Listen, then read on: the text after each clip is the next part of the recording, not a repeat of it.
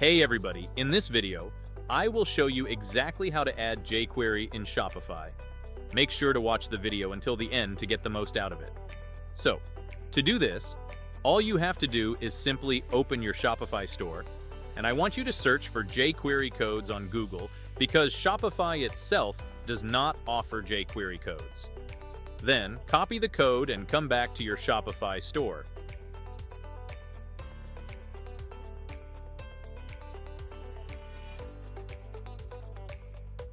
Click on the three dots right next to Customize, and then click Edit Code. From here, select Theme Liquid, paste the jQuery code under the head section, and then hit Save.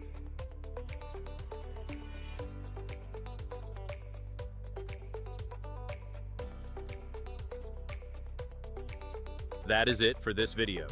Please leave a like and subscribe to the channel for more tutorials like this. Thanks for watching. Goodbye.